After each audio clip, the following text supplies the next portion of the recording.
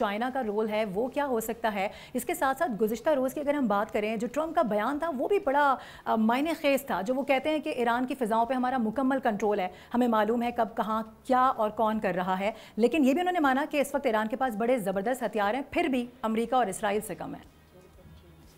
Definitely इस वक्त हम देखते हैं वो इसराइल की प्रॉक्सी बनने की जो है वो तैयारी कर रहा है, और यही नेतन्याहू पिछले 40 साल से चाहते थे। जिस तरीके से इन्होंने, हमने देखा, पहले इराक के सामने खड़ा कर दिया इसको, अमेरिका को 2003 के अंदर, जबकि उनका कोई लेना देना नहीं था 9/11 के अंदर।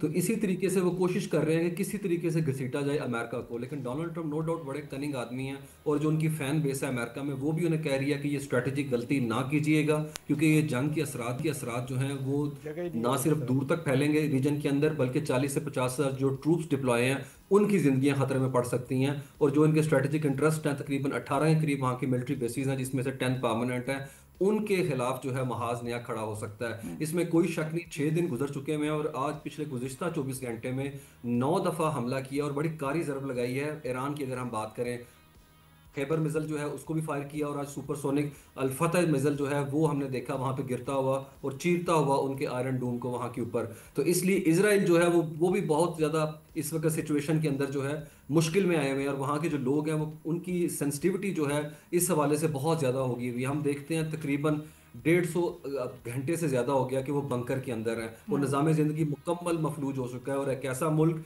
तेल अवीव के 3 किलोमीटर पीछे समंदर शुरू हो जाता है, और उन पे मुसलसल बम्बार्डमेंट हो रही है, और ईरान ने एस्केलेशन जो है वो तेज़ कर दी है, ताकि किसी भी तरीके से अमेरिका के शामिल होने से पहले इसराइल जो है उसको एक क्रिपलिंग ब्लो दिया जाए। लेकिन मेरे ख्याल में नो डाउट ईरान की हवाले से अगर चाइना की बात करें, जिस तरह पहले हमारे फेलो पैनलिस्ट ने कहा है, चाइना उस तरीके से असर्ट करता नजर नहीं आता, जबकि चाइना के इतने इंपॉर्टेंट इंटरेस्ट हैं रीजन के अंदर।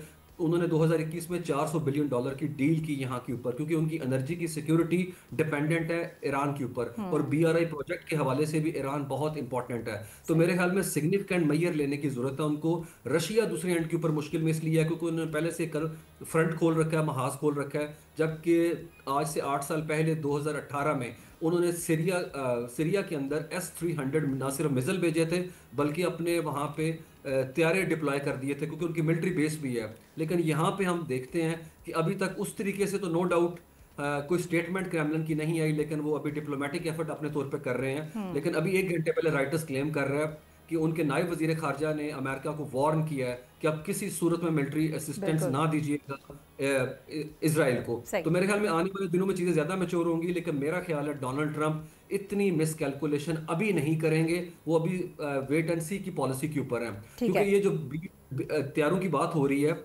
इनके जो B-2 हथियारे हैं, ना सिर्फ वो हथियारे अमेरिका ने अपने पास रखे, इसराइल को कभी नहीं दिए, और दूसरा उन्होंने वो जो 13,600 किलोमीटर का बम जिसके लिए बेताब हो रहा है इसराइल, वो तक उनको नहीं दिया। और अमेरिका के जो एसेट्स हैं स्टॉक पाइल में, वो सिर्फ 20 के करीब है वो। सब्सक्राइब करें और बेल दबाएं ताकि कोई खबर रह न जाए।